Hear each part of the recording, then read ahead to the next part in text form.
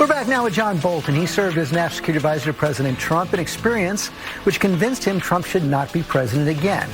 He writes about it in The Room Where It Happened, out now in paperback with a new foreword. John, thank you for coming in today. The foreword is basically a warning. Tell us about it. Right. Well, I think if you look at what Trump did in his first term, which I try and describe in the original book, you can extrapolate from that what a second term will be like. And basically, it will be the same except worse. All of the things that he did that rendered his presidency dangerous then are going to be even more pronounced in a second term. And I talk about that in a number of ways. Trump himself has said he wants retribution, and he means against his enemies. So how he will use the Justice Department, the Defense Department, and other agencies of government, I think is a real concern for the people involved. Like myself, we tried to suppress my book, and I described that so people can get a sense of how he will abuse the Justice Department. What he will do in foreign policy, where since he has no philosophy and he doesn't do policy making in any coherent sense as we understand it, it will be another random walk for America and very, very dangerous, including things like Trump's likely withdrawal from the NATO alliance. I think one of the most striking things about President Trump is that the people who served him in the most sensitive national security positions, including you, Secretary of Defense Jim Mattis, Secretary of State Rex Tillerson, Chief of Staff John Kelly, have the most harsh criticism of his character and competence. The ones who saw him up close are the ones who believe he's the most dangerous. I think it's very telling about Trump's lack of character and the fact that people like you've named worked for him. A lot of people, I think, don't understand. They've been criticized for saying you're trying to enable Trump. I don't think that was their motivation or mine.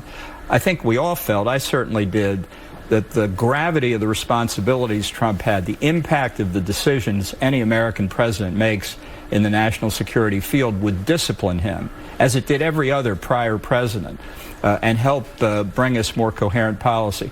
And we were all wrong. Trump is immune to all of that, and that's one of the real reasons he's dangerous. You're a conservative. You worked for several Republican presidents, including Donald Trump.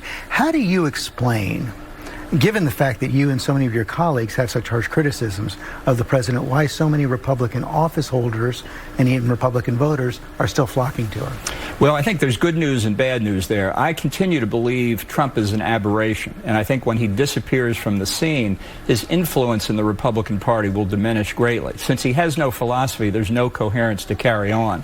But what he reflects now is the alienation of a lot of American voters, many of whom are former Democrats, and he's able to play off these emotions extraordinarily successfully. I think within the party, though, in Congress, his impact is more one of intimidation. It's not that people believe him. It's not that they necessarily think he's going to do the right thing. They just don't want to see a Trump primary against them in their district, which is another reason why I think his influence will fade once we get him off the scene. Several of his allies are weighing in against a retaliatory strike in the wake of this drone strike on the American service people. What do you think should happen now?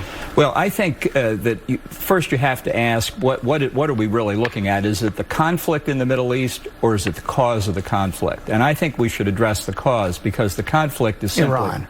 Exactly. If anybody thinks all of this turmoil from Yemen to the Gaza Strip to Lebanon to Syria is coincidental, they're wrong. They're making the same mistake the White House is. This is an Iran-directed ring of fire strategy, they call it, around Israel. And if you don't go to the source, as Al Haig used to say, and that's Iran, you're never going to solve the problem. John Bolton, thanks for coming in today. Glad to be here. Room Where It Happened, paperback edition is available now. You can get it on our website. Ginger? Thank you, George. All right, so let's start with Mount Shasta.